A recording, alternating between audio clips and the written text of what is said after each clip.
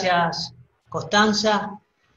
Ante todo, agradecer a la Facultad de Ciencias Empresariales de la Universidad Austral, con sede en Rosario, y al titular del Departamento de Derecho de dicha facultad, Alberto Antonio Romano. Agradecer también a los que estuvieron en la organización, Florencia, Santiago, a las moderadoras, al Club de Derecho. Y como bien dijo Constanza, mi tema es si las SAS están sujetas al control de fiscalización. Para eso la idea es empezar de lo general a lo particular para entrar en la discusión propiamente dicha. Todas las sociedades de alguna manera están sometidas a un control de fiscalización. Cuando digo esto, ¿a qué me refiero? Y desde el momento de que una sociedad va y pide un crédito al banco, y el banco le está pidiendo informes sobre el estado de flujo de dinero o sobre el estado de resultados, de alguna manera le está pidiendo un informe sobre las cuentas de esa sociedad. Aquella situación económica financiera que se plasma en los estados contables, el estado de evolución del patrimonio neto, el estado de resultados, el estado de flujo de dinero, y el estado de situación patrimonial, que es el balance propiamente dicho. Y de forma narrativa, en la memoria, que se expone lo que se explica lo que se expone en el balance, en los estados contables. Dicho esto, si bien es importante tenerlo en claro, cuando la ley de sociedades refiere al control de fiscalización, se refiere a un aspecto interno y un aspecto externo. En cuanto al aspecto interno, vemos que la ley de sociedades establece órganos como el órgano de la sindicatura o consejo de vigilancia o la comisión fiscalizadora, que son órganos internos que ejercen específicamente lo que es el control de fiscalización, y cuando estos no están, son los socios los que tienen acceso directo a realizar este control de fiscalización en virtud del artículo 55 de la Ley General de Sociedades.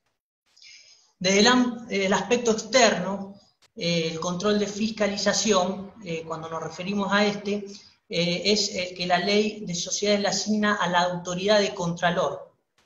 Y ya vamos a profundizar en ello. Cuando hablamos del control de legalidad, estamos hablando de otro tipo de control. Es un control paralelo, pero distinto, diferente al control de fiscalización. Y con las SAS también hubo discusión respecto a este control de legalidad. Autores como el profesor Balbín sostienen de que en virtud de que la ley 27349 fue modificada por la ley 27444 y allí se modificó el artículo 38 en donde dice que el registro público deberá realizar un control de los requisitos formales, de esa manera está eximiendo a realizar el control de legalidad, es decir, está eximiendo al registro público de verificar si se cumplen los requisitos legales, sustanciales. Por supuesto que esto es una posición en doctrina, no es la única, hay otros autores como el profesor Nissen que sostienen que el control de legalidad no puede obviarse. ¿Por qué no puede obviarse? Porque no se puede considerar o que el registro público inscriba como regular a un tipo legal conforme a la ley, ya sea de sociedades o a la ley 27349, y se exima de realizar un control de los parámetros de legalidad, ¿no? Y sobre todo en provincias como Santa Fe, donde el registro público está a cargo de un poder judicial, entiendo que esta es la posición, por lo menos en la que yo me enrolo, en virtud de que no se puede pretender que un juez del registro no tenga en cuenta parámetros de legalidad a la hora de inscribir una sociedad. Pero mi tema, como bien decía Constanza, es que nos preguntamos si las SAS están sometidas a un control de fiscalización por parte de la autoridad de Contralor.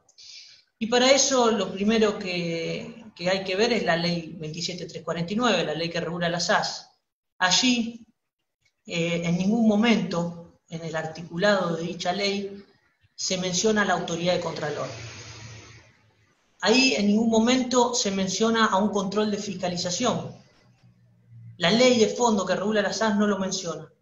El artículo 2 del Código Civil y Comercial de la Nación nos dice: la primera forma de interpretar una ley es por sus palabras. Y por sus palabras está claro que no hay, o la SAS no está sometida a un control de fiscalización.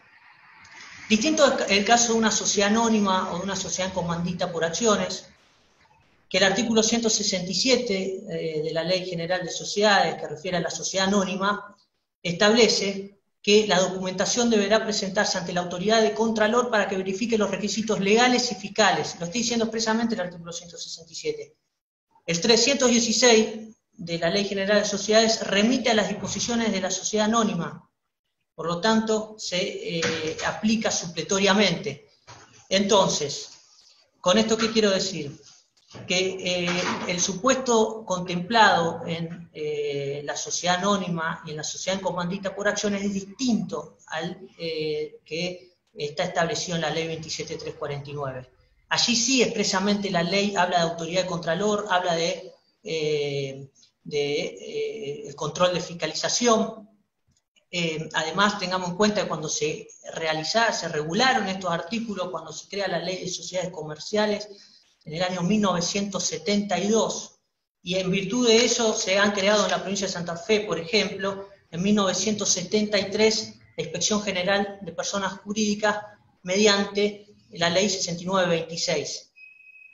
Pero la Ley de SAS es una ley del año 2017, o sea, de más de 40 años posterior a esto, y que tiene otra implicancia, y bueno, ya lo vimos por su palabra, pero si también nos gusta hacer un análisis del espíritu de la ley, como autores como de Molón, que se dedican no a hacer análisis tan taxativos, sino más bien contemplando el espíritu de la ley, vemos que el mensaje de elevación del entonces proyecto de ley, que hoy es ley, por eso tiene particular relevancia, decía que se pretende un cuerpo normativo más dinámico, menos rígidos y con plazos de inscripción abreviados, de modo tal que simplifiquen no solo su inscripción, sino también su operatoria. Lo estoy diciendo expresamente también en el espíritu de la ley, que se desprende este mensaje de elevación, de que se pretende un cuerpo normativo dinámico, menos rígido, simplificado, no solo para su constitución, sino también para su operatoria. Entonces, desde el caso Delfino y compañía, que es un caso antiquísimo, un fallo de la Corte Suprema de Justicia de la Nación, que lo cita Nissen en su libro Control Externo de Sociedades Comerciales, allí en ese fallo y en esa cita que realiza Nissen, dice: los organismos de Contralor deben reglar los pormenores y detalles necesarios para la ejecución de una ley siempre que no se altere el espíritu, ¿no? Y la Corte Suprema en ese fallo decía: el Poder Ejecutivo no podría ir más allá de donde llega la intención de aquella, ni crear la ley ni modificarla. A pesar de este análisis teórico, por así decir, de la ley, en razón del título del seminario, que es Seminario de Actualización, bueno, ¿en qué situación nos encontramos en la práctica? Y la situación en la práctica es diferente a lo que venimos desarrollando. En Ciudad Autónoma de Buenos Aires, la IGJ dictó una resolución general, que es la 9 del 2020, que en los considerandos se refiere a su autoridad en la SAS, diciendo: la interpretación de la ley de fondo puede ser llevada a cabo en punto a las atribuciones de fiscalización de la IGJ. Yo me pregunto de nuevo, ¿en dónde la ley de fondo le asigna facultades de fiscalización a la autoridad de Contralor? Aquí en la provincia de Santa Fe, la Inspección General de Personas Jurídicas dictó la resolución 85 del 2018, en donde se arroga también facultades para entender en la SAS, y no hay ningún cuestionamiento administrativo a dicha resolución actualmente. Hubo solo un antecedente judicial, una SAS que se quiso presentar directamente por registro público sin pasar por la Inspección General de Personas Jurídicas en la ciudad de Venado Tuerto, y la Cámara de Apelaciones en lo Civil y Comercial y Laboral de esa ciudad entendió que la Inspección General de Personas Jurídicas es competente para entender en la SAS en virtud de que existe esta ley 6926 del año 1973, creada en razón de la entonces Ley de Sociedades Comerciales de 1972, en la cual establece de que tiene facultades para entender en sociedades por acciones. En cuanto a lo que es el control de fiscalización permanente, establece la resolución 2 del 2020, que es una resolución general también de Inspección General de Personas Jurídicas de este año, en donde determina que las SAS deben presentar los estados contables ante dicho organismo. Bueno, tampoco ha sido cuestionada judicialmente esta resolución en la actualidad, así que hoy quien tiene una SAS en la provincia de Santa Fe debe presentar los estados contables a esta autoridad de Contralor, porque lo dice esta resolución. Provincias de Córdoba, como Córdoba, esto no sucede, en Mendoza tampoco, pero actualmente hoy también tenemos un proyecto de ley en el Congreso de la Nación, con media sanción en el Senado, en el cual, en caso de salir ese proyecto de ley, hoy no es ley, pero si sale, el artículo 6 establece que las SAS deben sujetarse o someterse a un control de fiscalización.